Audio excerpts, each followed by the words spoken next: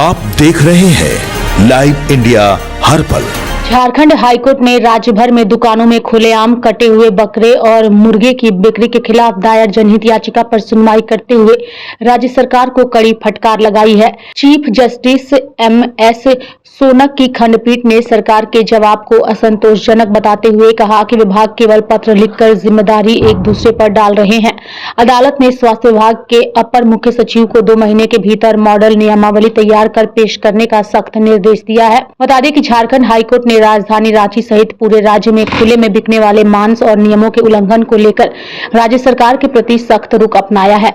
Chief justice MS Shaunak और justice Rajesh Shankar की खंडपीठ ने श्यामानंद पांडे द्वारा दायर जनहित याचिका पर सुनवाई करते हुए प्रशासनिक ढुलमुल रवैये पर गहरी नाराजगी जाहिर की। अदालत ने स्पष्ट रूप से कहा कि इस मामले में अब तक केवल कागजी फेंकाफेंकी हो रही है और धरातल पर कोई ठोस नियमावली तैयार नहीं की गई है, जो जनता के स्वास्थ्य के साथ खिलवाड़ है।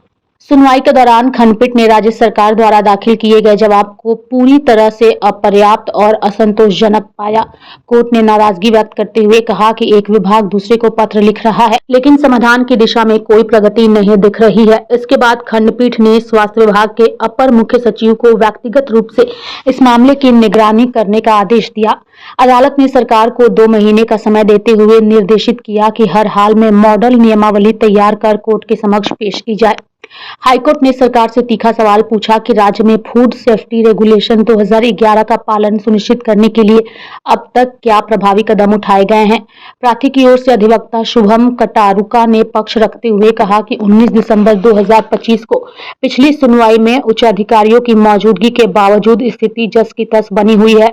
इसके साथ ही दुकानों के बाहर कटे हुए जानवरों का प्रदर्शन न केवल FICCI के नियमों के खिलाफ है, बल्कि यह सुप्रीम कोर्ट की गाइडलाइन का भी स्पष्ट उल्लंघन है।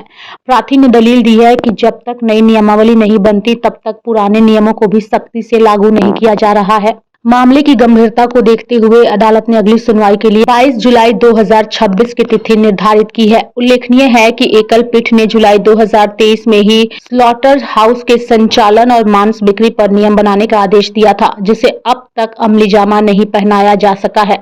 सरकार की ओर से अधिवक्ता योगेश मोदी ने पक्ष रखा, लेकिन कोर्ट के कड़े सवालों के सामने दलीलें कमजोर नजर आई। अब सबकी नजरें स्वास्थ्य विभाग के अगले कदम पर टिकी है कि क्या 2 महीने में झारखंड को मांस बिक्री को लेकर नई नियमावली मिल पाएगी।